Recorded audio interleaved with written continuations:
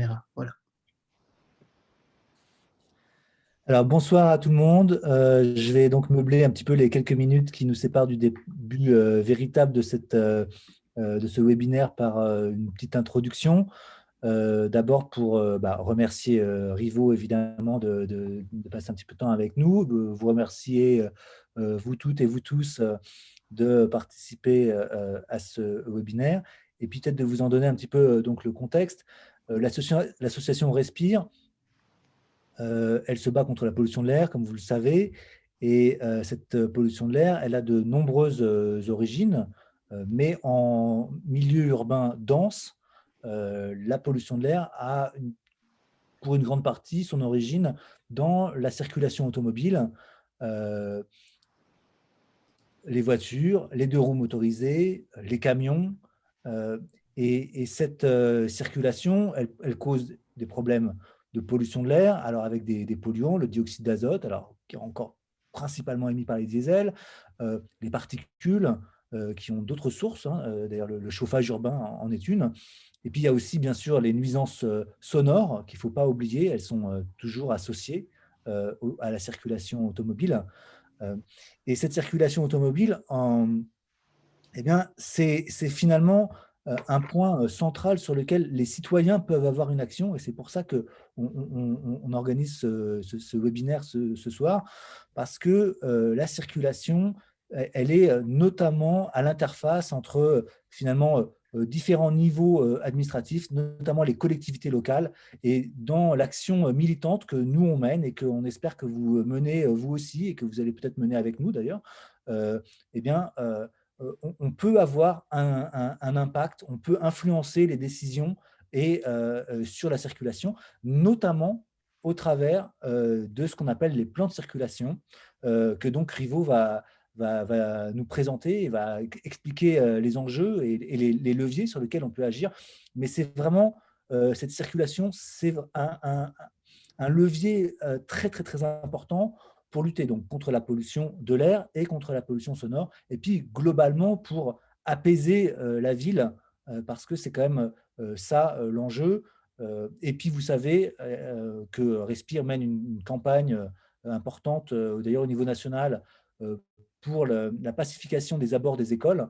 Bon, les écoles sont des lieux symboliques de la République aujourd'hui, évidemment, plus encore qu'il y a quelque temps, avec l'actualité assez difficile. Mais bon, en tout cas, c'est évident qu'aujourd'hui, il faut replacer les écoles au cœur de la problématique urbaine et donc pacifier ces abords. Là encore, c'est un enjeu crucial qui interpelle la question de la circulation. Donc voilà, c'est dans ce cadre-là que nous, on a animé, organisé déjà un premier webinaire le mois dernier. On va en animer d'autres.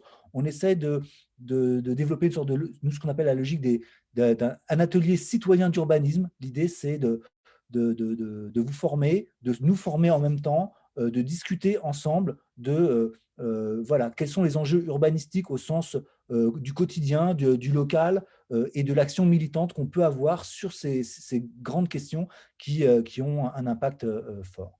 Donc, j'en dis pas plus, si ce n'est encore une fois pour remercier Rivo d'être avec nous, et puis de vous préciser un petit point d'organisation. Donc, Rivo va nous expliquer plein de choses intéressantes.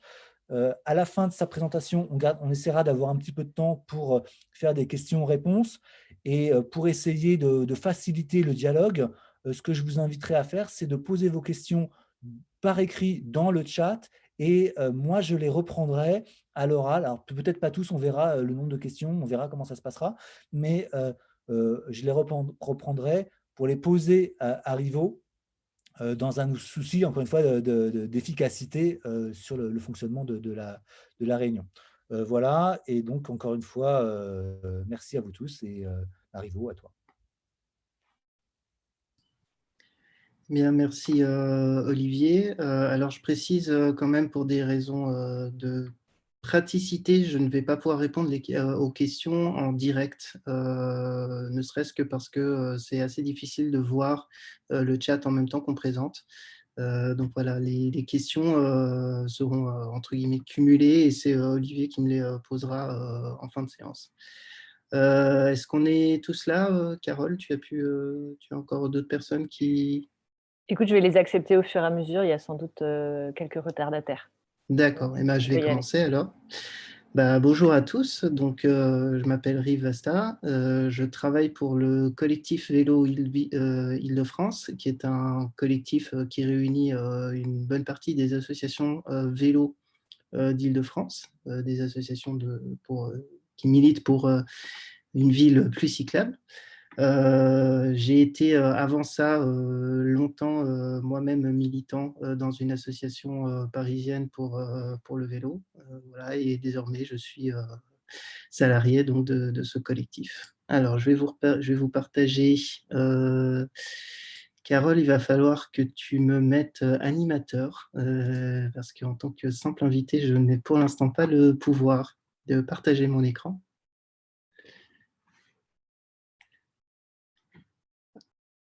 Ah voilà, c'est bon. Je suis donc désormais animateur. Je vais pouvoir chercher la fenêtre.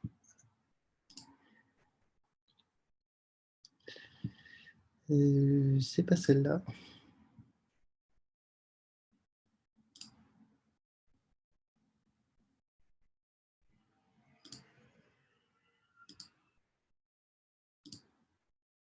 Alors, est-ce que vous voyez tous mon écran?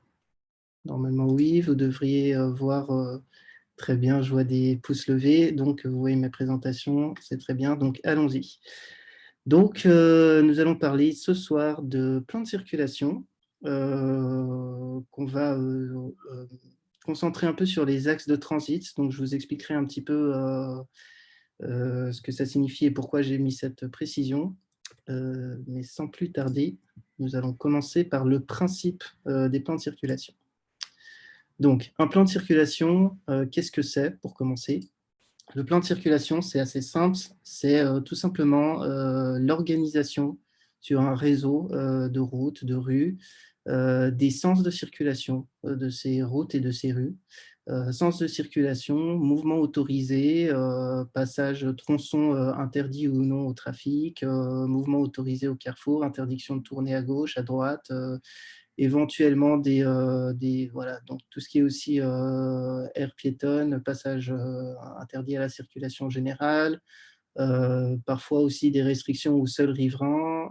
Voilà, tout ça, ça fait partie de ce qu'on appelle le plan de circulation. Un plan de circulation, finalement, c'est quelque chose de très simple à trouver, puisque c'est tout simplement les petites flèches de sens unique que vous trouvez sur une carte routière. Quand vous ouvrez une carte et que vous avez tous les sens de circulation, vous avez votre plan de circulation. Ce que vous n'aurez pas forcément, c'est les interdictions de tourner au carrefour. Donc ça n'apparaît pas forcément sur les plans, mais en tout cas, pour ce qui est des sens de circulation et les impasses, ça, c'est quelque chose qui sera disponible sur une carte. Donc là, je vous ai mis un exemple très simple qui nous vient de Lyon. Donc ici, tout simplement, vous avez un réseau de rues avec des petites flèches. Donc j'ai pris ça d'une carte Michelin. Vous avez les petites flèches qui vous indiquent les sens de circulation. Donc vous pouvez voir que le quai Victor Aubagneur, il est dans le sens nord-sud, que la rue Bonnel, elle est sens ouest-est, que le cours Lafayette aussi, que la rue Rabelais est dans l'autre sens, que voilà, je ne vous fais pas toutes les rues. Et ce que vous pouvez moins facilement voir, parce que le code couleur n'est pas forcément très clair, c'est qu'il y a un tronçon ici du cours Lafayette qui n'est plus ouvert à la circulation, qui n'est ouvert qu'aux bus et aux vélos. Et donc, depuis, je crois que ça fait 1 an ou 2 maintenant, les voitures qui viennent du pont Lafayette ne peuvent plus continuer tout droit sur le cours Lafayette et ont une obligation de tourner à droite et de continuer leur chemin par la rue Bonnel, ce qui a permis déjà d'apaiser beaucoup la circulation du cours Lafayette et d'améliorer les conditions pour les vélos et pour les bus. Donc, quelles sont les conséquences d'un plan de circulation? Je vais vous donner plusieurs exemples qui, j'espère, vont être assez illustratifs. Donc, le premier exemple, je vais prendre une rue étroite avec un sens unique que j'ai mis de grande longueur. Donc voilà, c'est peut-être que certains ou certaines d'entre vous sont familiers. C'est l'ensemble de rues Meaux et Petit dans le 19e. Les sens de circulation sont tels que, en fait, vous avez un sens unique qui va toujours dans le même sens depuis la place du Colonel Fabien jusqu'à, en fait, jusqu'au Pré Saint-Gervais et jusqu'à Pantin. Donc, qui va assez loin et qui se trouve être en plus parallèle de l'avenue Jean Jaurès qui est régulièrement congestionnée. Le résultat de ce plan de circulation-là, dans ce secteur-là, dans ce quartier-là, c'est ça. C'est-à-dire que vous avez très vite, aux heures de pointe, des bouchons, des embouteillages dans une rue qui finalement est une rue de quartier. Ici, j'ai même l'impression qu'on est devant une école. C'est souvent ce qu'on trouve devant les écoles. Donc voilà, vous êtes dans un environnement qui est hostile. Vous êtes dans un environnement qui est bruyant, qui est pollué, qui est hostile aux piétons et qui est hostile aux vélos. Ça, c'est pendant les heures de pointe. Pendant les heures creuses, ce que vous allez trouver, c'est peut-être pas de bouchons, mais des voitures qui vont aller vite, parce que leur but, c'est d'aller du Colonel Fabien jusqu'au Pré Saint-Gervais ou jusqu'à Pantin. Donc, ces conducteurs-là vont être pressés. Ils ne sont pas là pour profiter de la vie locale. Ils ne sont pas là pour profiter des commerces. Ils sont là pour gagner du temps. Ils sont là pour traverser la ville. Et donc, ils ne vont pas forcément vouloir aller lentement. Et voilà, c'est là que vous avez des cas d'automobilistes qui peuvent aller vite. Le deuxième exemple que je vais vous donner, c'est toujours une rue étroite, une rue de quartier, mais avec des sens uniques tête bêche. Alors, les sens uniques tête bêche, qu'est-ce que c'est? Voilà, c'est exactement ça. C'est-à-dire qu'au lieu d'avoir des sens uniques qui vont tous dans le même sens, on va, pour plusieurs tronçons, pour plusieurs groupes de tronçons, faire des sens uniques qui vont en sens contraire.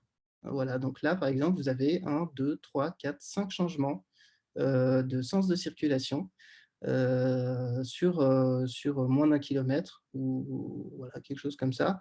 Donc là, c'est la rue du Château d'Eau, suivi de la rue des Petites Écuries, et ça continue encore à l'ouest, avec encore quelques autres changements de sens de circulation.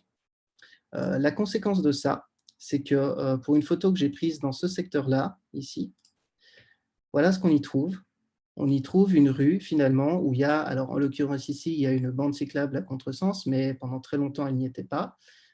Mais voilà, vous avez une rue avec de la vie locale qui est finalement suffisamment apaisée pour que certains piétons puissent marcher au milieu de la route, suffisamment apaisée pour que ici un cycliste se soit carrément arrêté pour avoir une conversation avec des habitants.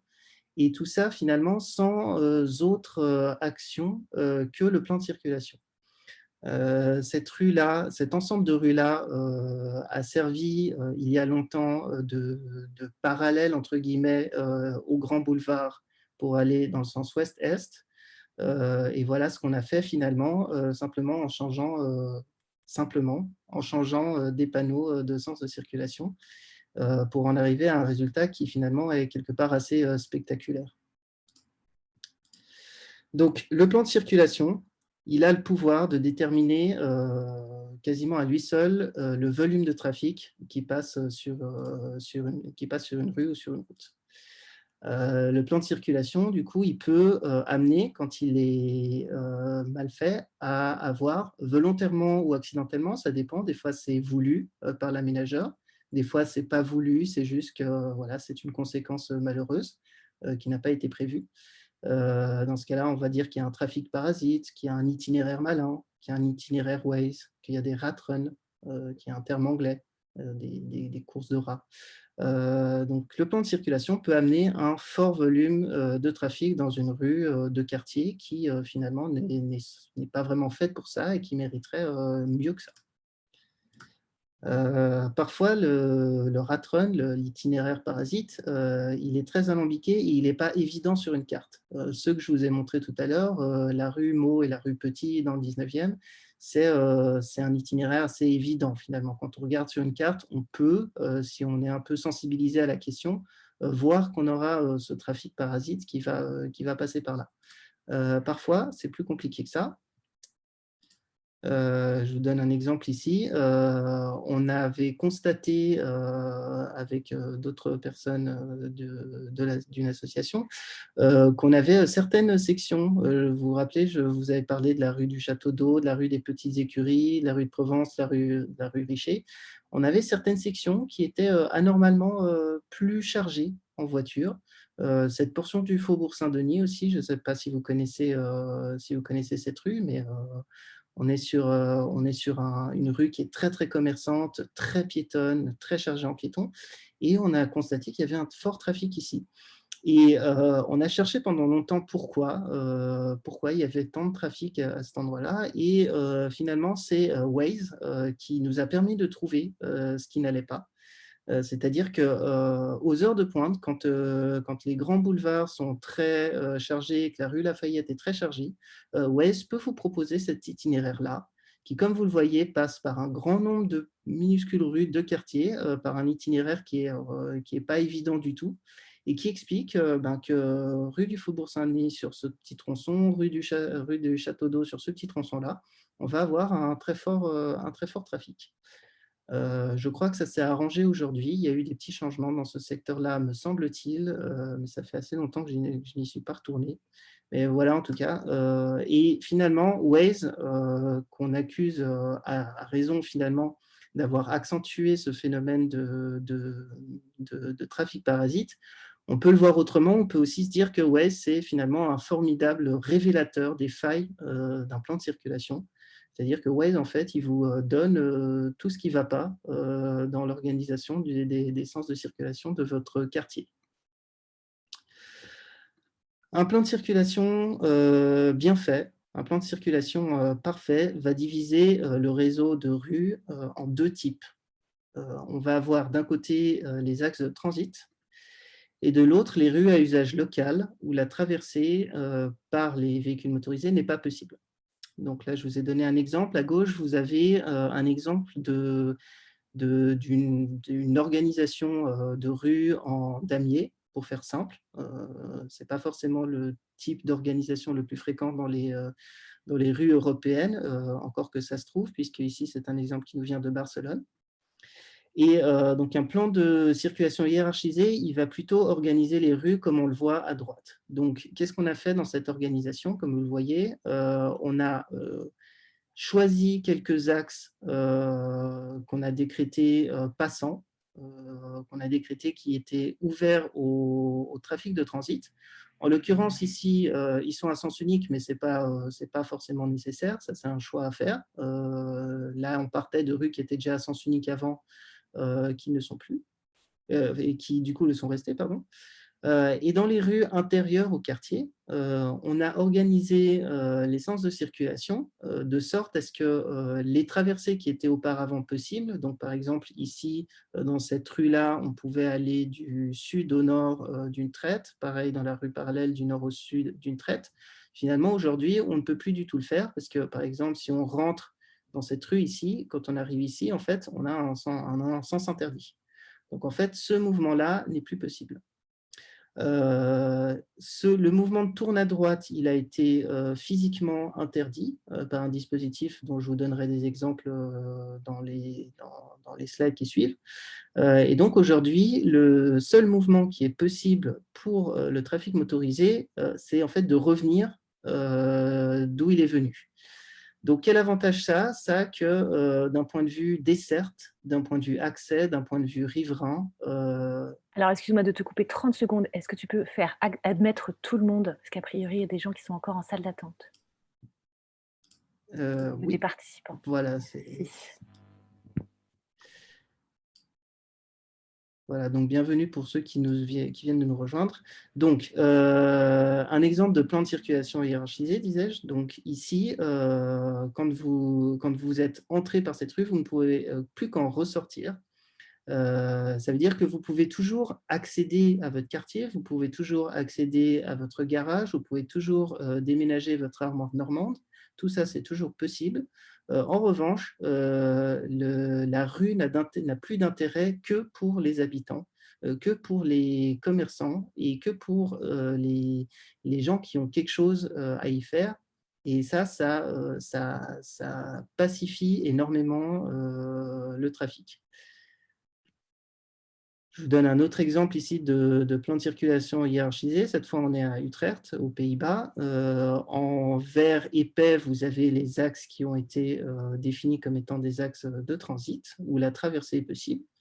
Et ici, vous avez un quartier où finalement, là, on n'aura pas joué tellement sur les sens de circulation, on aura plutôt joué sur les possibilités ou non de traverser certains tronçons.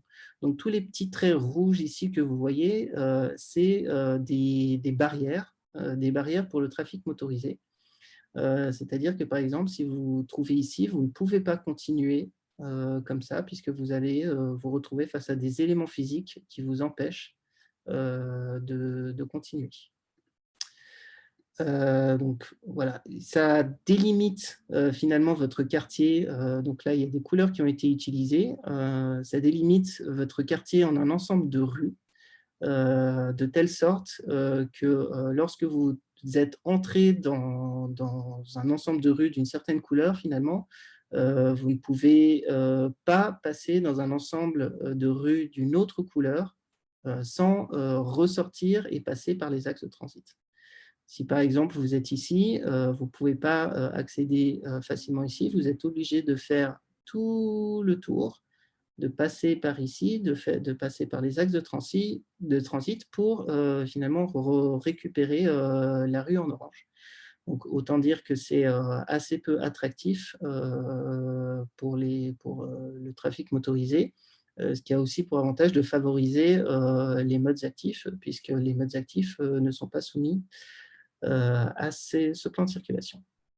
J'en viens donc au plan de circulation hiérarchisé cyclable, parce qu'autant il apparaît évident qu'un plan de circulation ne s'applique pas aux piétons, autant si on ne fait pas attention et qu'on ne prend pas des dispositions particulières, le plan de circulation il va s'appliquer aux vélos, puisque comme vous le savez, les vélos sont des véhicules comme les autres au sens du code de la route.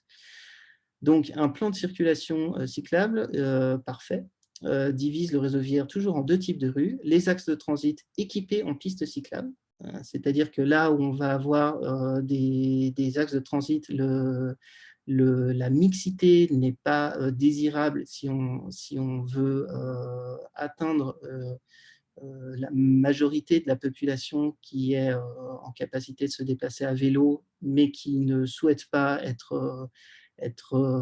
se déplacer dans des conditions qui sont anxiogènes et donc mélanger un trafic motorisé important. Et les rues à usage local où la traversée est impossible, sauf pour les vélos. Voilà, donc qu'est-ce que ça implique? C'est que si on reprend notre plan en damier barcelonais et qu'on l'applique pour en faire un plan de circulation hiérarchisé cyclable, on arrive à ceci, c'est-à-dire que sur chaque grand axe, vous aurez équipé vos grands axes de pistes cyclables. Pour chaque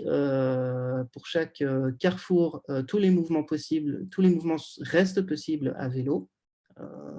Et puis, ce qui n'est pas visible forcément sur ce schéma, c'est que chaque rue est équipée d'un double sens cyclable, c'est-à-dire que les sens interdits ne s'appliquent pas au vélo.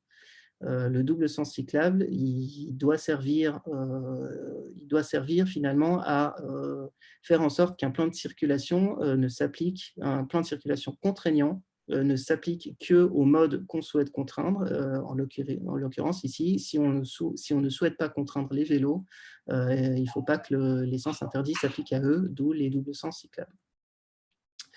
Donc ici, je vous ai donné des exemples de passages uniquement vélo et à quoi ça peut ressembler. Donc, vous vous rappelez tout à l'heure, on avait des semi-impasses, donc des barrages qui empêchent les voitures de passer, mais pas les vélos. Vous en avez un exemple ici. Donc, vous voyez que c'est pas forcément très compliqué à mettre en place. Ça peut se régler avec quelques potelets. Pareil ici, on a un carrefour qui, en voiture, vous oblige à tourner. Vous n'avez qu'un seul mouvement possible ici, c'est de tourner à gauche quand vous arrivez à ce carrefour. Quand vous arrivez du fond de l'image, vous avez là aussi un seul mouvement possible qui est de tourner à gauche. En revanche, quand vous êtes à vélo et évidemment quand vous êtes à pied, vous pouvez aller dans toutes les directions. Je vous ai donné un exemple ici d'une proposition de campagne de Paris en selle et mieux se déplacer à bicyclette pour les municipales, où on s'était intéressé toujours au même quartier dont je vous ai déjà parlé au début de ce webinaire, donc la rue du Château d'Eau, des petites écuries de Richer, de Provence, où on propose justement, parce que c'est très utile au vélo et c'est très utilisé par les vélos, et on propose une vélorue. Je ne détaillerai pas ce concept ici. Et voilà, on a essayé de proposer, sur le modèle de ce qu'on avait vu tout à l'heure à Utrecht, un ensemble de rues par couleur, où lorsque vous entrez dans un ensemble de rues d'une couleur, vous ne pouvez accéder qu'aux rues de cette couleur. Voilà, avec des passages, des contresens bus à certains endroits. Et donc ça, voilà, c'est la proposition qu'on a faite pour ce quartier-là. Je n'entrerai pas plus dans les détails sur comment on l'a construit. Ce que je peux vous en dire, c'est que ce n'était pas facile à construire, que ça prend du temps, et qu'il est très difficile d'obtenir un plan de circulation parfait, au sens où ça divise parfaitement les rues, sans passer au minimum par des barrages et des sens uniques. Voilà pour ce schéma-là. Donc, le travail qu'on peut faire sur un plan de circulation, on peut le faire sur deux aspects, les axes de transit et leur sens de circulation, c'est-à-dire qu'on va choisir, discuter de quels axes peuvent laisser passer la circulation de transit, quels sont les gros axes finalement, quels sont les tuyaux, et dans quel sens on laisse ces tuyaux, parce qu'un axe de transit peut être un axe de transit dans les deux sens ou dans un seul. Donc ça, c'est quelque chose à discuter. Et le plan de circulation à l'intérieur des axes de transit, c'est ce que je vous ai montré tout à l'heure, comment faire en sorte que les petites rues à l'intérieur d'un quartier n'ont pas justement de trafic parasite.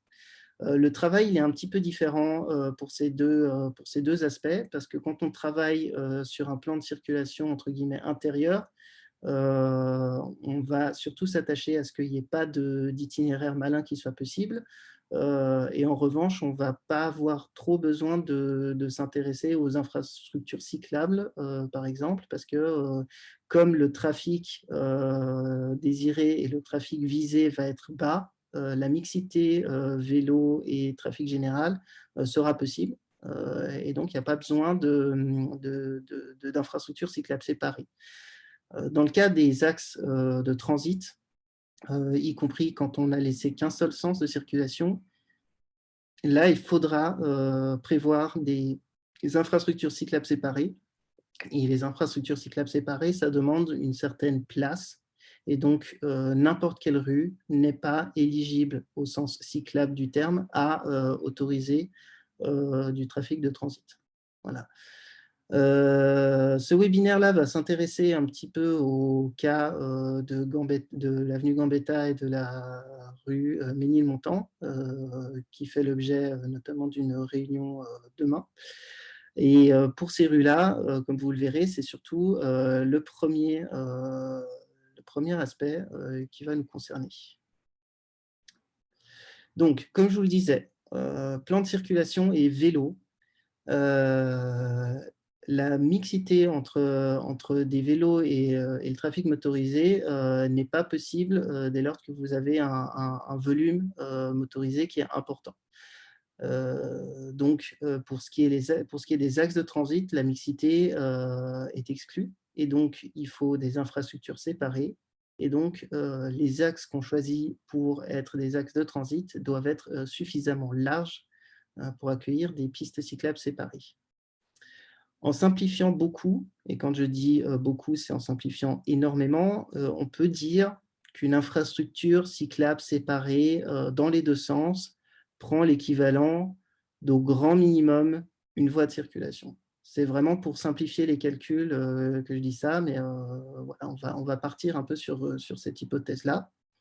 Et donc, un axe permet le trafic de transit motorisé tout en étant cyclable, ou en tout cas tout en pouvant être cyclable si on fait les aménagements qu'il faut. S'il a une largeur d'au moins 3 voies, dans le cas où on autorise le transit dans les deux sens, et s'il a une largeur d'au moins 2 voies pour du transit dans un seul sens. Donc, comme je vous le disais, c'est un peu une simplification, une hypothèse de travail pour simplifier un peu les calculs. Dans la réalité, une bonne infrastructure cyclable, ça prend un peu plus, une bonne infrastructure cyclable dans les deux sens, ça prend un peu plus qu'une voie. Et donc, des fois, quand on aura l'impression qu'il y a la place, en fait, ça sera un peu plus compliqué que ça. En particulier, dès qu'on a des bus et qu'on a des arrêts de bus, il faut prévoir la place de mettre un quai de débarquement des passagers entre les bus et la piste cyclable. Et donc ça prend une place aussi. Et voilà, c'est un peu plus compliqué que juste une voie, mais encore une fois, pour les calculs, on va simplifier et partir sur cette théorie. Plan de circulation et bus maintenant. Donc, les bus, assez logiquement, un bus, il a besoin d'une voie de circulation, d'une voie par sens de circulation. Qu'est-ce que ça veut dire? Ça veut dire qu'une rue doit avoir absolument 2 voies si elle accueille un bus dans les deux sens, ou si elle accueille un bus dans un sens et le trafic général dans l'autre sens. Dans ces deux cas, il va falloir 2 voies de circulation. Alors ça a des implications assez importantes. Ça veut dire que la mise en place de sens unique tête-bêche, donc les sens uniques qui se font face ou qui se tournent le dos, avec un bus, ne peut se faire que sur des tronçons à 2 voies. Si vous avez un bus qui parcourt un ensemble de rues dans un sens donné, vous pouvez faire du tête-bêche uniquement sur les tronçons où il y a 2 voies, puisqu'il faut que le trafic dans les tronçons où il va dans le sens contraire du bus, ce trafic-là, il doit s'écouler sur sa propre voie. Donc voilà, ça veut dire que quand vous avez un bus, potentiellement, vous allez devoir vous assurer que vous avez plus de place. Ça veut aussi dire, ça c'est un peu un corollaire, qu'une rue qui est à sens unique, qui n'a qu'une seule voie et qui a un bus, une telle rue ne peut pas être tête bêchée, un petit néologisme. Comme exemple, on pourrait prendre la rue des Francs-Bourgeois dans le Marais, ou la rue de la Roquette sur son premier tronçon entre Bastille et la place Léon Blum. La rue de la Roquette, elle n'a qu'une voie, elle a un bus. Et donc, le fait qu'il y ait un bus à cet endroit-là, ça fait qu'on ne peut pas tête bêcher facilement la rue de la Roquette. Et ça a pour conséquence que si vous connaissez un petit peu cette rue, vous avez énormément de trafic, alors que c'est finalement une rue qui aurait vocation à être, si ce n'est piétonnisée, à mon avis piétonnisée, mais si ce n'est piétonnisée, au moins fortement apaisée, avec beaucoup moins de trafic. Ce qu'on peut faire dans ces cas-là, et certains d'entre vous auraient peut-être cette remarque, on peut faire des sens uniques, enfin des voies qui ne sont autorisées qu'au bus, avec des sens interdits, sauf bus et vélo. Et à Paris, taxi, parce que les taxis, pour l'instant en tout cas, peuvent faire tous les mouvements qui sont autorisés au bus. Ça, c'est tout à fait possible. L'inconvénient que ça a, c'est que c'est plus difficile à faire respecter que des sens interdits classiques. Il y a plusieurs exemples dans Paris. Là, je vous en ai mis un. C'est le dernier tronçon de la rue Pelleport, dans le 20e, je pense, a été mise en sens interdit, sauf bus.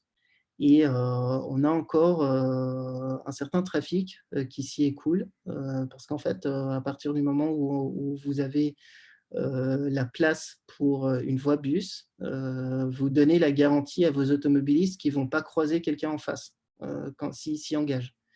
Donc la seule dissuasion, c'est la peur du gendarme. Et quand cette peur du gendarme n'existe pas, ben, finalement, vous pouvez emprunter cette rue, même si elle vous est interdite. C'est, je pense, un peu aussi ce qu'on doit constater sur l'avenue Gambetta, même si je crois que ça s'est pas mal calmé. Mais en tout cas, quand on est passé à sens unique sur l'avenue Gambetta, on a eu aussi au début et pendant, je crois, plusieurs jours ou plusieurs semaines, certains automobilistes et certains deux roues motorisés qui continuaient à s'engager comme si de rien n'était. Et même si aujourd'hui, je pense que ça s'est calmé, je suppose que c'est encore un peu le cas. Une autre possibilité, ça serait de mettre des bornes rétractables, donc des bornes au sol qui empêchent le passage et qui s'abaissent quand il y a un bus qui pointe son nez. Donc ça existe dans d'autres villes. À Paris, c'est un peu plus difficile à mettre en place, d'une part parce qu'à Paris, la durée de vie générale du mobilier urbain est plus faible, parce que voilà, c'est une ville avec une très forte pression de population, hein. C'est une ville très dense, donc même si vous avez 1% d'automobilistes qui iront foncer sur une borne, 1% avec 5000 habitants par kilomètre carré, ça ne donne pas du tout la même chose que 1% avec 20 000 habitants par kilomètre carré, ce qui est la densité moyenne à Paris. Donc voilà, c'est des mobiliers qui durent moins longtemps. Et puis à Paris, on a toujours cette nécessité de faire passer les taxis.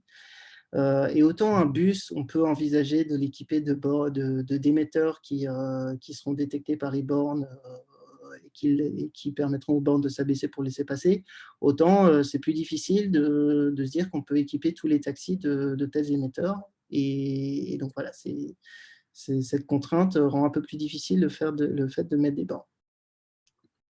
Une dernière possibilité, c'est la mise en place d'un alternat. Donc un alternat, qu'est-ce que c'est? C'est vous faites passer deux sens de circulation, que ce soit deux sens de circulation tout trafic ou un sens de trafic général et un sens bus, voire pourquoi pas deux sens bus seulement, sur une même voie. Donc sur un tronçon où vous n'aurez qu'une seule voie, vous faites passer les deux sens sur cette même voie et pour ce faire, vous les séparez dans le temps au lieu de les séparer dans l'espace, vous les séparez dans le temps par un feu à chaque extrémité. Donc ça, c'est possible.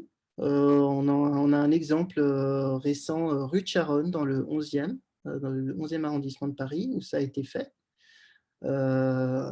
C'est une très bonne solution, ça marche bien. Simplement, voilà, ça marche sur des tronçons courts et puis c'est pas forcément facile à mettre en place. Il y a énormément de travail en amont pour s'assurer que c'est possible. Il faut s'assurer qu'au feu rouge, il y a suffisamment de stockage pour le trafic. Il faut s'assurer que la voie de bus là, est bien respectée. Rappelez-vous, un sens interdit sauf bus, ça marche un peu moins. Donc voilà, il faut faire un petit travail de police au début pour s'assurer qu'il n'y a pas de passage de désobéissance de l'interdiction ici. Mais c'est possible et ça existe. Et on a au moins un exemple à Paris et un exemple au Pré-Saint-Gervais aussi d'une telle solution. Maintenant, plan de circulation et politique. Un changement de plan de circulation, techniquement, ça ne coûte pas grand-chose. Ça ne coûte pas grand-chose, ça va vous coûter des panneaux sens interdit surtout, beaucoup. Avec des panneaux son sauf vélo, évidemment. Ça va vous coûter du marquage, de la peinture au sol pour changer les flèches dans un sens ou dans l'autre. Ça va vous coûter des peutelets pour interdire certains mouvements, éventuellement des terre-pleins ou des choses un peu plus en dur. Donc c'est techniquement très peu coûteux. En revanche, c'est très sensible politiquement, c'est très coûteux politiquement. Parce que le plan de circulation, c'est particulièrement difficile à expliquer et c'est particulièrement difficile à vendre correctement. Quand vous changez les sens de circulation dans un quartier, vous changez les habitudes des habitants et donc les habitants voient tout de suite ce qu'ils vont perdre.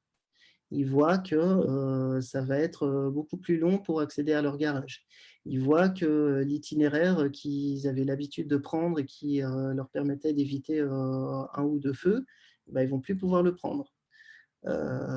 Tout ça, ils vont s'en rendre compte immédiatement. En revanche, les avantages qu'ils ont à en tirer, à savoir un très fort apaisement, les avantages pour les piétons, les avantages pour les cyclistes, les avantages pour les enfants, les avantages en termes de qualité de l'air, de pollution, de bruit. Tout ça, ils ne vont pas forcément s'en rendre compte ou ils vont avoir du mal à se l'imaginer, ils vont avoir du mal à en prédire l'ampleur. Et donc voilà, c'est des choses qui ne sont pas forcément palpables et qui font que c'est assez compliqué à vendre. Et par ailleurs, le danger finalement avec un changement de plan de circulation, c'est que, comme vous l'avez vu, il faut être très, très attentif à ne pas créer des itinéraires malins qu'on n'aurait pas vus. Parfois, on fait des inversions de sens, on pense qu'on a tout regardé, qu'on a tout prévu, et en fait non. On a créé un nouvel itinéraire malin. Je peux vous donner un exemple pour le coup. Si vous connaissez dans Paris Centre la rue d'Aboukir, qui est une parallèle à la rue de Cléry. La rue d'Aboukir, elle a toujours été dans un certain sens de circulation. Et auparavant, elle arrivait sur les grands boulevards qui étaient à sens unique.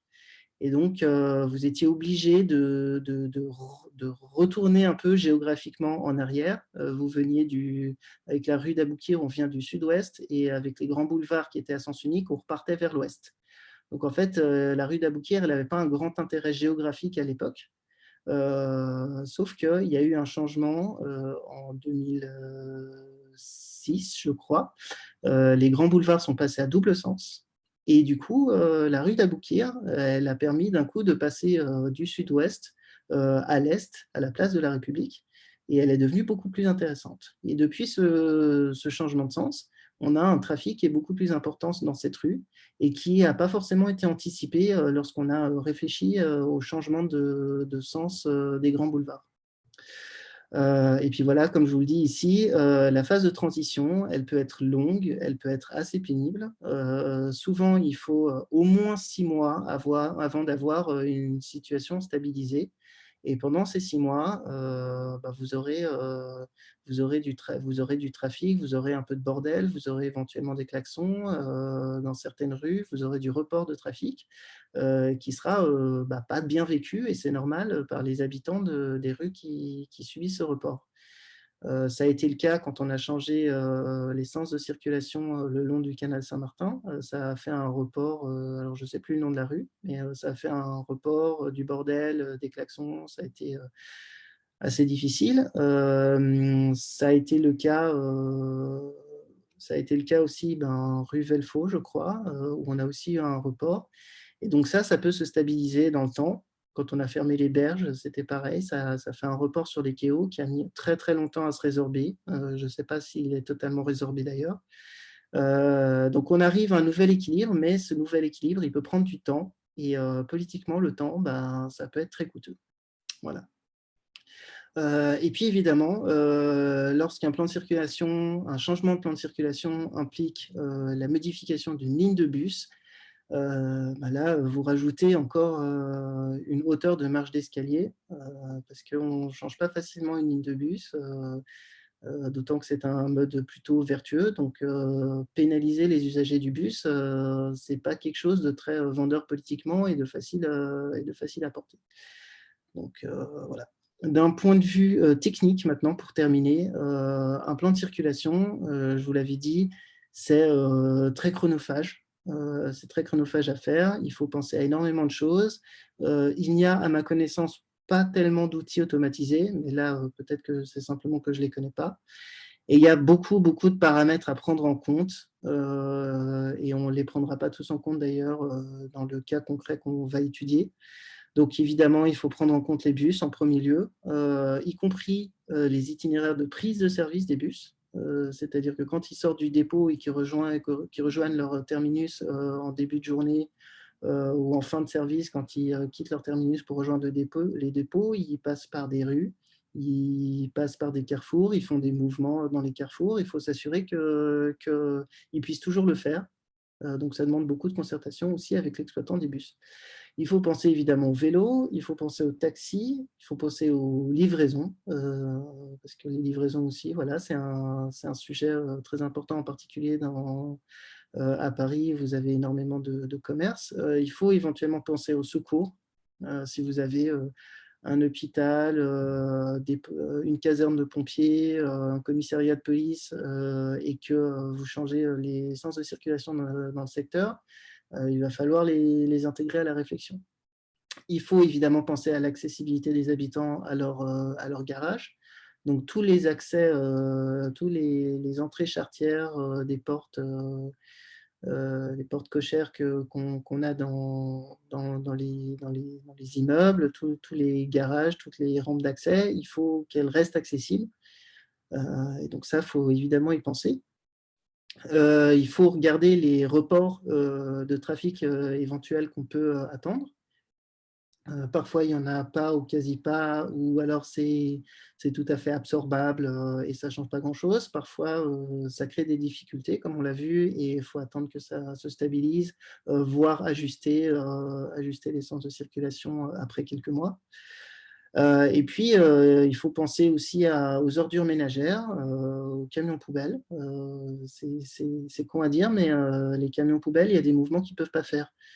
Il y a des carrefours peut-être qui sont trop petits pour qu'ils puissent tourner. Il y a des marches arrière, ils ne peuvent pas faire de marche arrière. Donc, pour accéder, si vous mettez une rue en impasse, il va falloir réfléchir à comment est-ce que vous allez collecter vos ordures au fond de l'impasse. Donc voilà, ça c'est tout plein de sujets, il y en a encore d'autres, et donc c'est pas facile, y compris techniquement, c'est pas forcément facile de faire un plan de circulation. Et c'est finalement pour ça que cet outil, qui est d'une redoutable puissance, est encore assez peu utilisé, même si on commence de plus en plus, et notamment à Paris, à voir des initiatives qui vont dans ce sens-là. Mais voilà, c'est encore un sujet de crainte pour les politiques. Donc, il est 21h22, je vais aborder le sujet qui nous concerne ce soir, qui est le quartier de Gambetta, les avenues de Gambetta et de Ménilmontant. Donc, pour rappel du contexte, l'avenue Gambetta était à double sens pour le trafic motorisé. Ménilmontant était à sens unique. Et l'avenue Gambetta a été mise à sens unique, sauf bus, depuis quelques mois. Et ça a entraîné un certain report sur Ménilmontant qui est assez mal vécu par les habitants. Avant de commencer, je vais vous prévenir que je vais vous donner des outils pour réfléchir à ce qui est possible et à ce qui ne l'est pas. En revanche, je ne vais pas vous donner de solutions parce que c'est long à faire et que je n'ai pas eu le temps de réfléchir nécessairement à une solution. J'ai surtout eu le temps déjà de débroussailler un peu le chemin, et c'est ce que je vais faire avec vous ce soir. Donc, j'ai pris une carte et j'ai tracé les sens de circulation actuels dans tout le secteur, et en particulier pour tout le quartier de Belleville. Donc, vous le voyez, il y a plusieurs rues qui permettent l'accès à la colline de Belleville, dans ce sens-là. Au nord, on a les rues de Belleville et de Faubourg du Temple qui sont en sens unique descendant. On a la rue de Fontaine-au-Roi, qui n'est pas forcément une rue très, très utile pour le trafic de transit, mais tout de même, qui permet le sens montant, en tout cas jusqu'aux fermiers généraux. On a la rue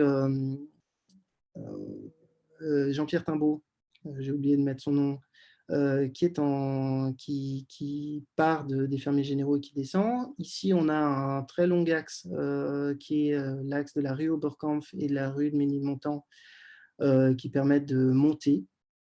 Ensuite, on a l'ensemble de rues de l'avenue Gambetta et de la rue du Chemin Vert qui sont en sens descendant. Encore une fois, l'avenue Gambetta, elle était auparavant à double sens. Elle a été mise en sens unique. La rue du Chemin Vert, elle a toujours été en sens unique, ou en tout cas, depuis de nombreuses années, elle l'est. Ensuite, on a la rue de la Roquette, dont je vous ai parlé tout à l'heure brièvement, qui est en sens unique depuis la place de la Bastille jusqu'à ce carrefour-là, la place Léon Blum, qui est à double sens ensuite. Et puis ensuite, on a l'ensemble Charonne-Bagnolet, rue de Charonne, rue de Bagnolet, qui était auparavant à double sens sur toute la longueur et qui aujourd'hui est à double sens sur toute la longueur, sauf à partir du boulevard Voltaire où elle est à sens unique. Et c'est dans cette section-là, notamment, que vous avez l'alternat dont je vous ai parlé tout à l'heure, puisque, comme vous le verrez, on a un bus qui continue à remonter la rue de Charonne dans ce sens-là. Donc, une fois qu'on a tracé les sens de circulation actuels, comme je vous l'ai dit, il va falloir penser au bus. Donc, c'est la deuxième image que vous voyez ici. J'ai tracé les différents sens de bus.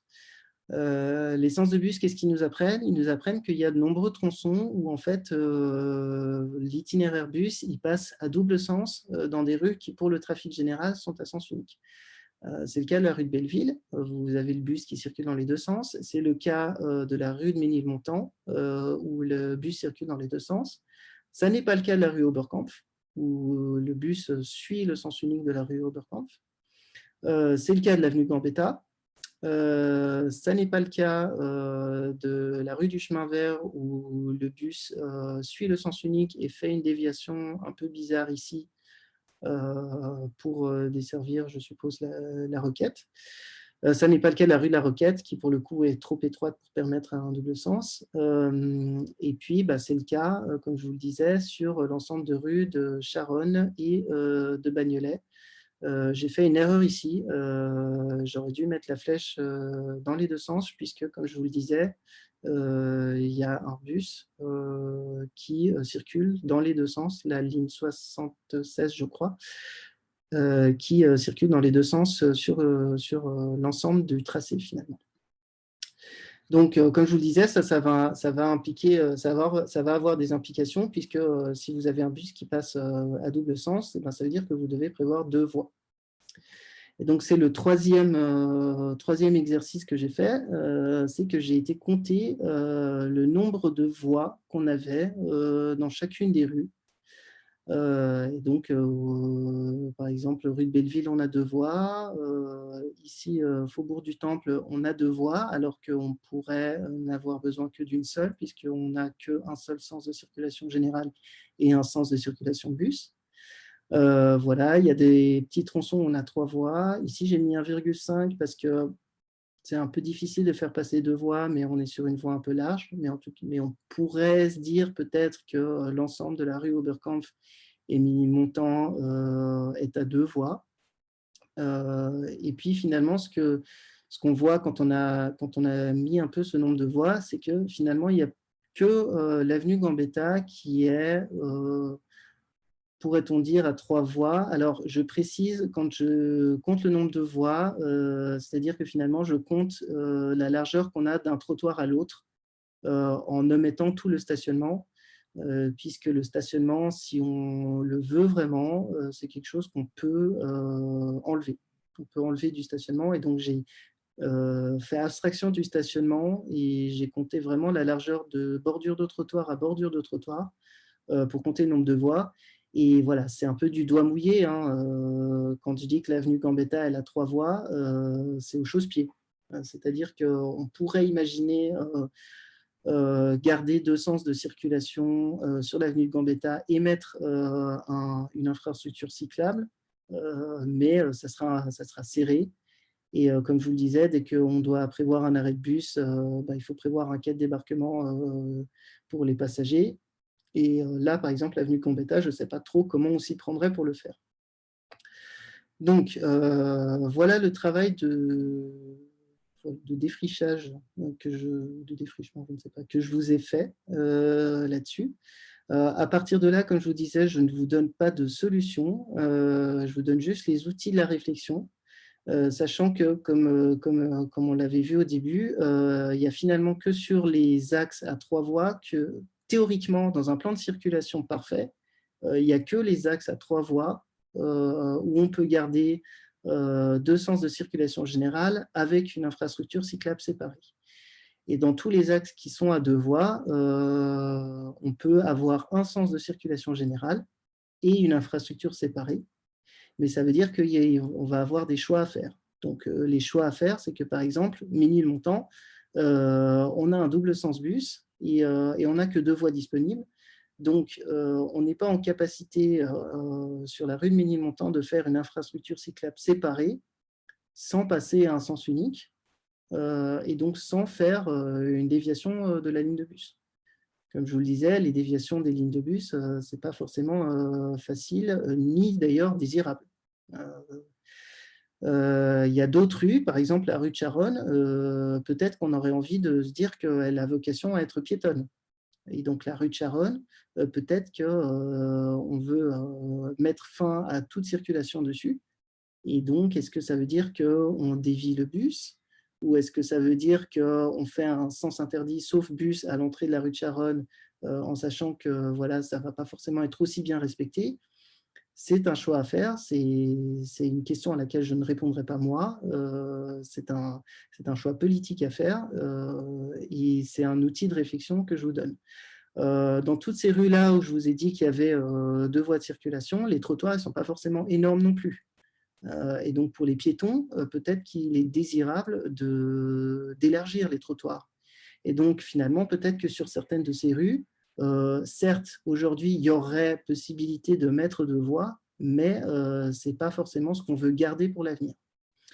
Donc, à partir de là, en ayant en tête toutes ces contraintes, tous ces choix cornéliens à faire, le jeu que je laisse à votre soin, c'est finalement de trouver une solution. Encore une fois, moi, je ne l'ai pas trouvé, je ne l'ai pas cherché parce que je n'ai pas forcément le temps, mais de trouver une solution d'une organisation du trafic général, d'une organisation du trafic des bus, pour finalement résoudre un peu ce plan, définir quels axes on garde comme étant des axes de transit pour accéder au quartier de Belleville, quels axes on décide que finalement ça devrait être des rues de quartier intérieur où on fait une organisation d'essence unique qui ne permettent plus la traversée.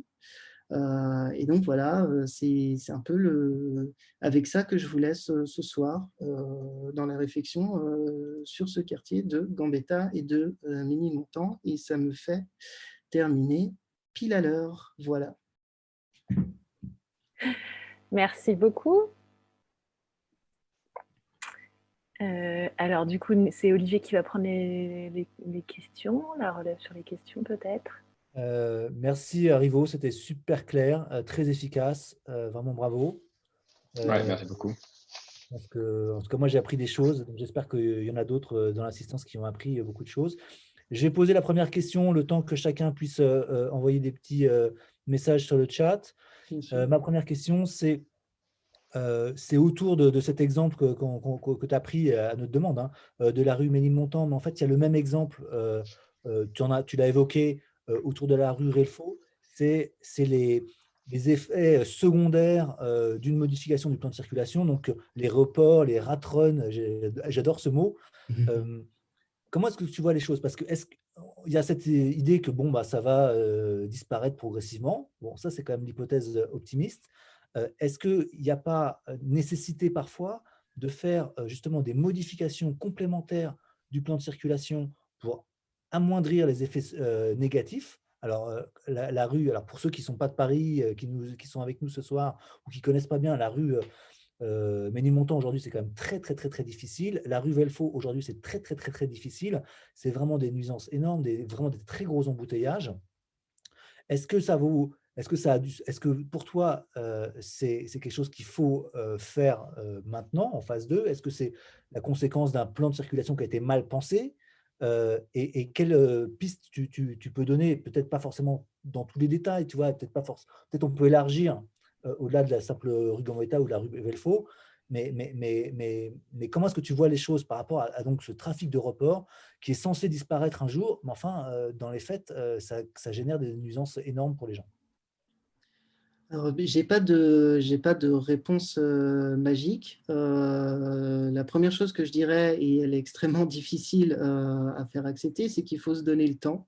Comme je disais, la transition, elle peut prendre longtemps et elle peut prendre plusieurs mois et il faut prendre le temps, avoir la patience d'attendre pour voir si le report il reste insupportable après 6 mois, après 12 mois, voire plus. Auquel cas, effectivement, il faut peut-être desserrer un peu les taux ou si finalement c'était un phénomène qui était transitoire et où les choses se calment après quelques temps. Donc voilà, je sais que c'est évidemment pas facile du tout à dire, hein, parce que les habitants, c'est eux qui subissent les reports pendant tout ce temps-là. Mais ça peut parfois, souvent, revenir dans l'ordre au bout de quelques mois. Et puis, effectivement, parfois, ça ne revient pas, auquel cas, il faut peut-être imaginer d'autres solutions. Ce qu'il faut cependant garder en tête, c'est que le trafic automobile, il faut l'imaginer un peu comme un gaz au sens physique du terme, c'est-à-dire que le trafic automobile va s'engouffrer dans tout l'espace qu'on lui donne et dans toutes les possibilités qu'on lui offre. Et donc, à chaque fois que vous permettez un nouveau mouvement à un trafic automobile, au bout de quelques mois, au bout de quelques années, vous allez remplir ce nouveau mouvement sans avoir nécessairement toujours délesté ou pas autant que vous le souhaitiez ou alors seulement provisoirement, sans avoir délesté la rue que vous souhaitiez délester. Je vous donnais l'exemple de la rue d'Aboukir. La rue d'Aboukir, elle n'a jamais changé de sens dans les 20-30 dernières années, mais c'est un autre changement qui lui a amené le trafic qui est là aujourd'hui, c'est la mise à double sens des grands boulevards. Cette mise à double sens, elle a amené un trafic par la rue d'Aboukir qui n'existait pas. Donc, ouvrir une nouvelle possibilité, c'est prendre le risque à peser très finement d'amener un nouveau trafic. Le trafic automobile, vous avez peut-être déjà entendu parler de trafic induit et de trafic déduit, ou d'évaporation de trafic, qui est le trafic déduit. C'est-à-dire que vous avez des déplacements qui apparaissent, des déplacements en voiture qui apparaissent ou qui disparaissent parce qu'ils n'étaient pas aussi nécessaires que ça, parce que c'était des déplacements de confort, qui apparaissent ou qui disparaissent selon les possibilités qui sont offertes par la voirie et par le plan de circulation. Voilà, je ne sais pas si c'est une réponse satisfaisante ou c'est la réponse que je peux donner à cette question. Alors, il y a plein de questions hein, sur le chat. Il y en a plusieurs qui portent sur la vision globale. Comment est-ce qu'on articule cette vision globale et cette vision locale? Et puis, comment est-ce qu'on choisit quels sont les petits quartiers qu'on va laisser tranquilles versus justement ceux qu'on va accepter de traverser par des grands axes? Donc, plusieurs questions que j'essaie de résumer. Comment est-ce qu'on fait ce lien entre le global et le local?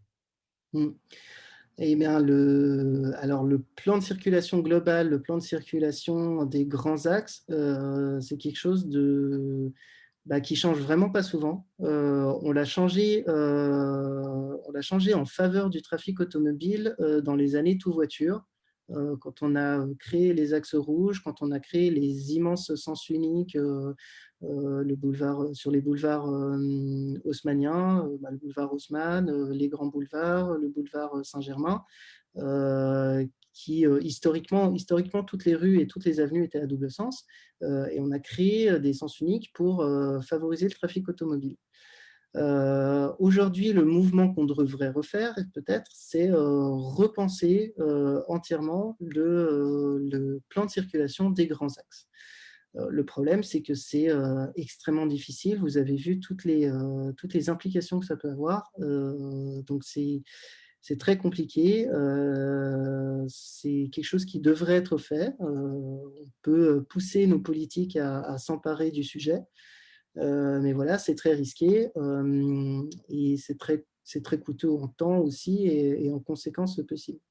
Dans le choix des axes qu'on va laisser au transit et des axes et des rues qui resteront des rues de quartier sans trafic, le choix, souvent, il est déterminé par la largeur de l'axe.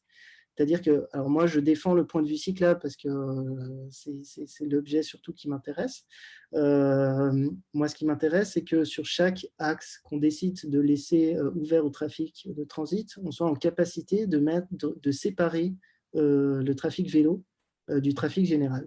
Et donc ça nous donne finalement une largeur minimale à partir de laquelle on peut considérer qu'un axe pourrait être un axe de transit. Ça ne veut pas nécessairement dire qu'il doit être un axe de transit, ça veut juste dire qu'il peut l'être. Voilà, donc ça permet d'avoir déjà un ensemble d'axes qui sont compatibles, entre guillemets. Parfois, c'est facile, notamment partout où Haussmann est passé. Ça rend les choses un peu plus faciles parce que Haussmann, finalement, en créant des avenues très larges, il nous a un peu donné les avenues qui sont compatibles avec le trafic de transit. Parfois, ça l'est pas aussi. Parfois, c'est pas aussi facile, notamment dans les quartiers où il n'est pas passé, notamment dans Belleville. Belleville, il n'y a pas d'avenue haussmannienne à Belleville.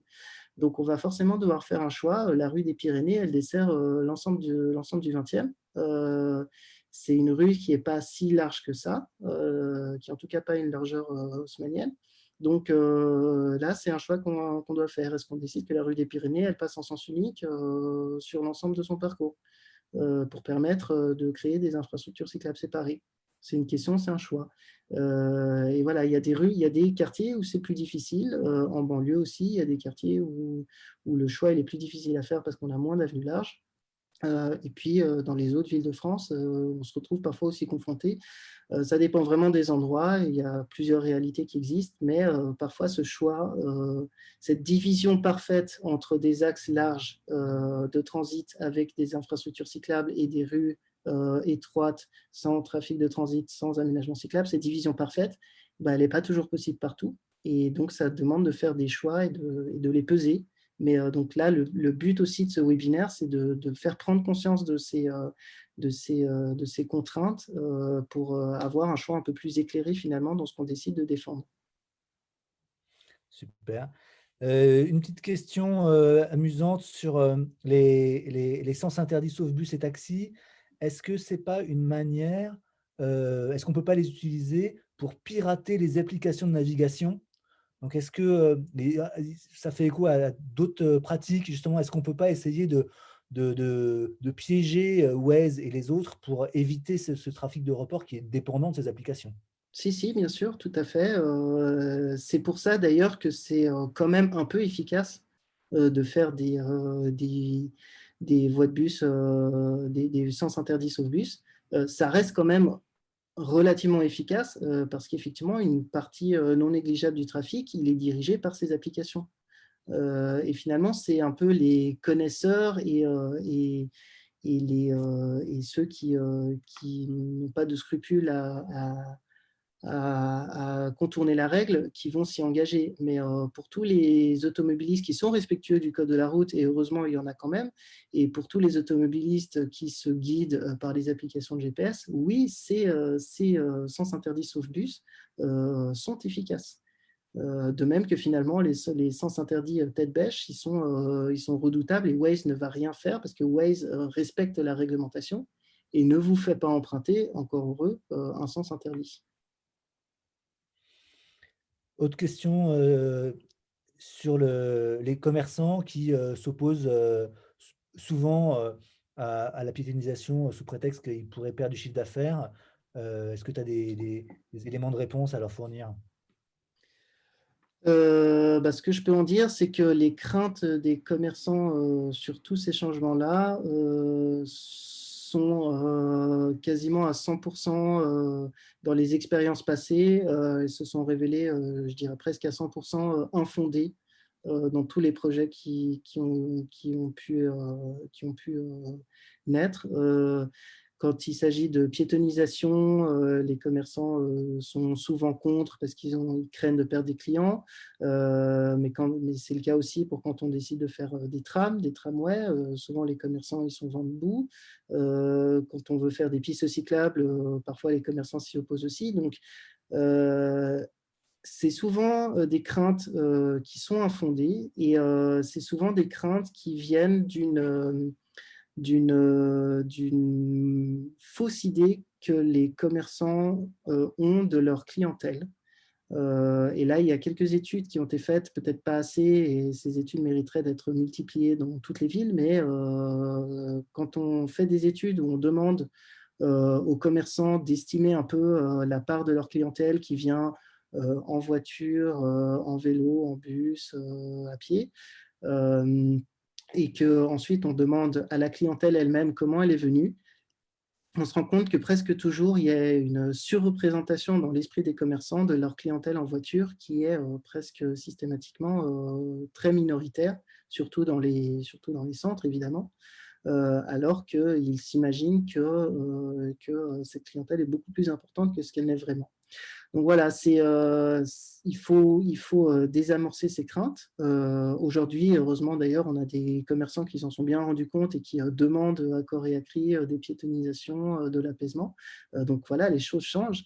Mais c'est vrai qu'on a encore parfois ces craintes et qu'il faut les désamorcer. Et puis parfois aussi, finalement, décider de passer un peu outre les protestations des commerçants et de prendre tout simplement la décision et finalement de montrer par la pratique que ça fonctionne et que leurs craintes étaient infondées. Mais ça demande une décision politique. Et donc, qui dit décision politique dit courage politique.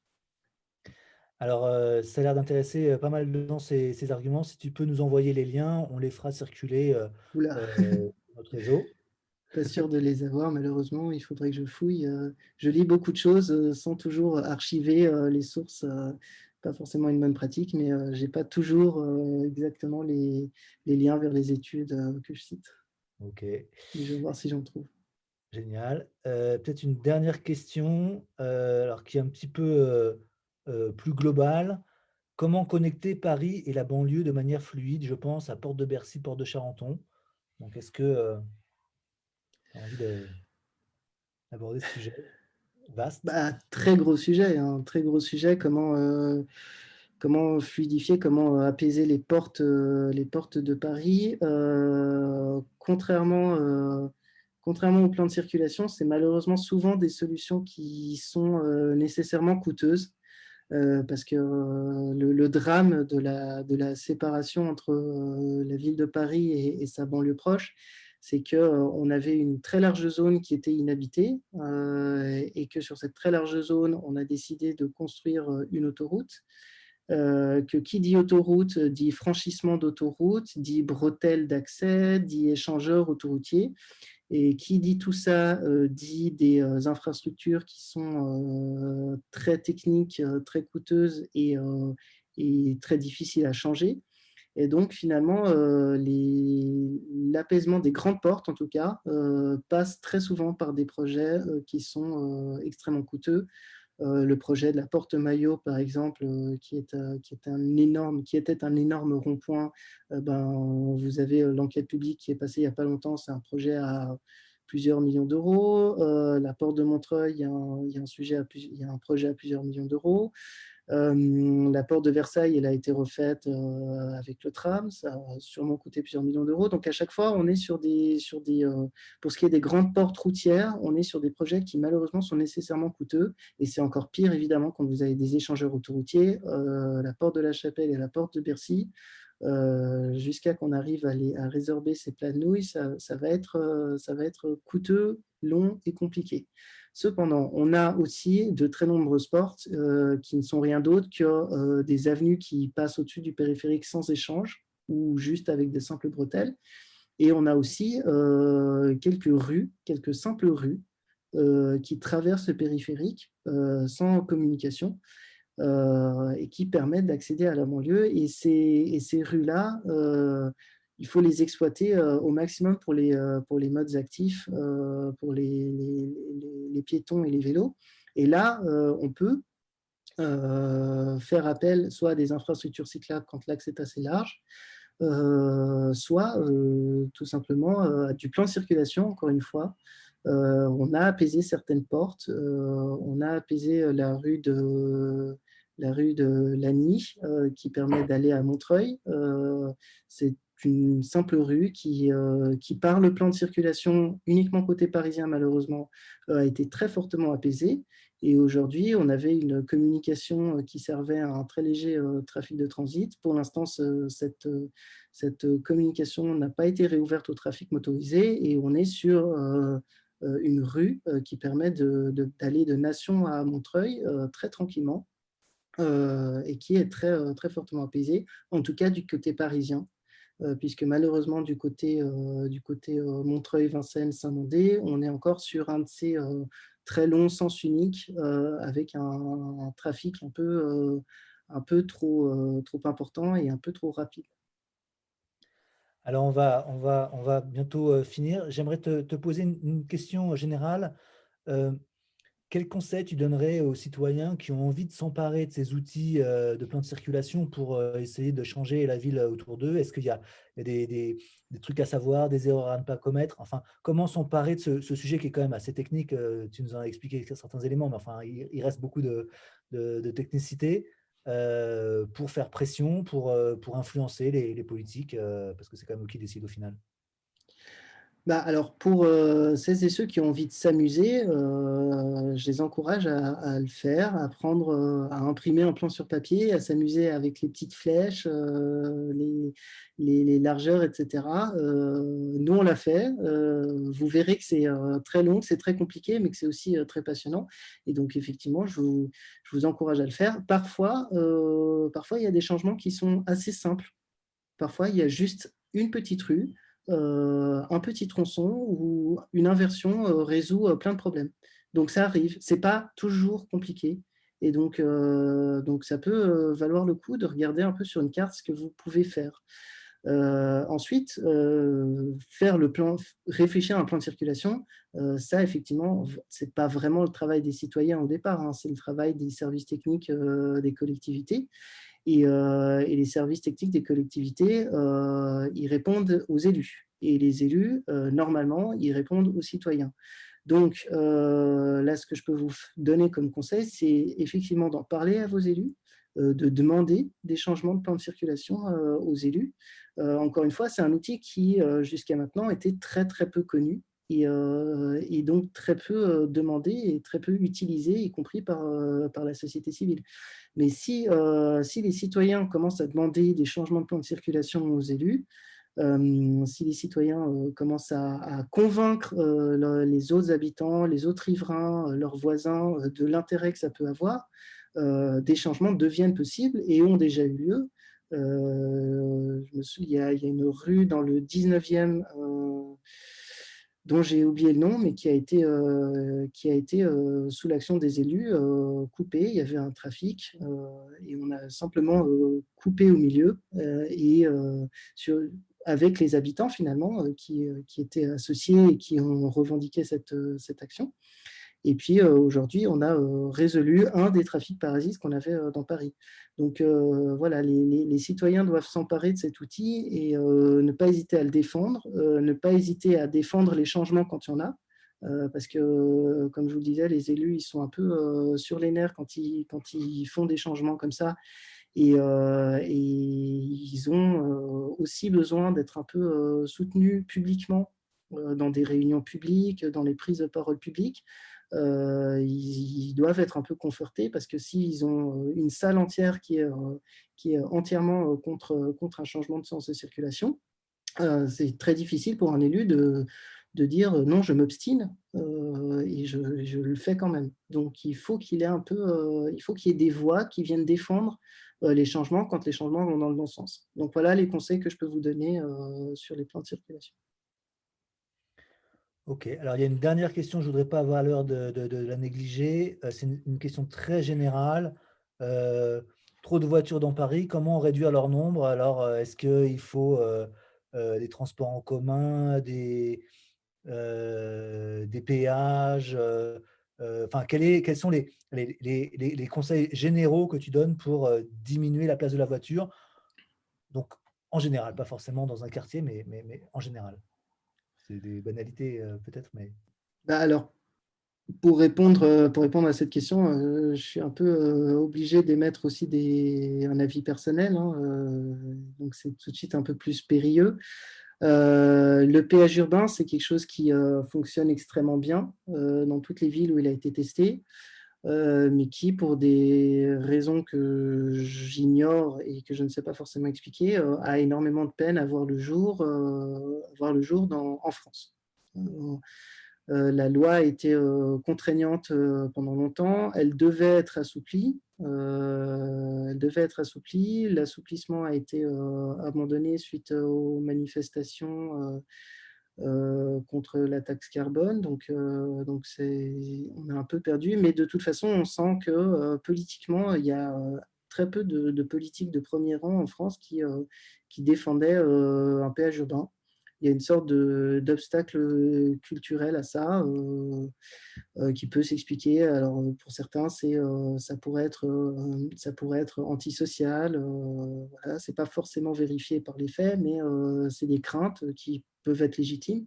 Et donc, il y a tout un tas d'éléments qui font qu'en France, pour l'instant, le péage urbain, on n'a pas réussi à l'appliquer où que ce soit. Il y a un autre outil qui est les zones de trafic limité qu'on a beaucoup dans le nord de l'Italie, où il y a des quartiers qui ne sont ouverts qu'aux riverains. Et ça, on en a très peu. On en a quelques-uns en France, mais on en a très peu et on n'en a pas à Paris. Là aussi, même question, qu'est-ce qui fait qu'on n'ose pas le faire? C'est des outils qui demandent des contrôles et qui demandent des contrôles automatisés pour être vraiment fonctionnels. Et c'est peut-être ça aussi qui suscite des craintes et qui fait qu'on n'y arrive pas. Est-ce qu'il faut plus de transports en commun? Vraie question. Là, j'émets un avis personnel. J'ai le sentiment qu'en matière de transport en commun, en tout cas dans ce qui est Paris intramuros, on est relativement suffisamment servi. Donc voilà, je ne sais pas si c'est le premier levier aujourd'hui, en 2020, à Paris intramuros, sur lequel il faut mettre la pédale, d'autant plus que, comme expliqué, finalement, une ligne de bus, ça implique aussi des contraintes sur le plan de circulation.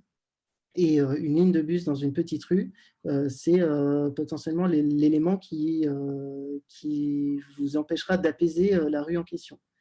Donc ça a aussi un revers quelque part de rajouter des bus. Et puis pour tout ce qui est transport en commun un peu plus lourd, c'est des solutions qui sont possibles mais qui prennent du temps à faire. Un tram, ça prend entre 5 et 10 ans, et je ne parle même pas des études. Un métro, on voit avec le Grand Paris Express combien de temps ça prend à faire et combien ça coûte. Donc voilà, c'est possible, mais c'est difficile. Et mon avis est qu'on a plein de choses encore à faire. On a un chantier qui est encore gigantesque et qui est loin d'être fini, qui est à peine entamé sur le plan de circulation et sur les infrastructures cyclables dans Paris intramuros et dans toute la région d'ailleurs, dans toute l'Île-de-France. On a encore beaucoup trop de voiries consacrées à la voiture et même plus que ça, consacrées au trafic de transit. On pourrait simplifier énormément ça, on pourrait voilà, réduire de beaucoup le nombre d'axes traversants, multiplier les quartiers apaisés. Et là-dessus, on a encore une énorme marge de progression. Autant dans l'Est parisien, on commence à avoir plusieurs quartiers qui sont relativement apaisés, même si, comme vous le voyez ici, il y a encore énormément de travail. Autant dès qu'on passe dans le sud de Paris ou dans l'ouest de Paris, il y a encore tout à faire finalement. Donc on a encore beaucoup de choses à faire là-dessus et je dirais que c'est là-dessus, sur le plan de circulation et sur les infrastructures cyclables, qu'on doit aujourd'hui essentiellement consacrer nos efforts. Merci, merci Rivo, merci pour cette présentation hyper claire, et bien, qui nous donne en plus presque un planning pour nos prochaines sessions, des sujets passionnants, les péages, les zones à faible émission, la réforme des transports en commun, la vidéo-verbalisation. Donc, autant de sujets qui seront abordés dans les prochains séminaires, en tout cas, c'est ce que j'espère. Je rappelle que, alors, on va mettre en ligne très rapidement replay de ce webinaire, donc tout le monde pourra y accéder. On rajoutera aussi les liens qu'on aura pu trouver, mais certains ont circulé sur le chat. Voilà, j'espère que ça vous a intéressé. Et puis, voilà, à très bientôt. Voilà. Merci à tous et à toutes. Merci à vous et merci à Respire pour m'avoir permis de faire ce webinaire sur le plan de circulation. avec grand plaisir.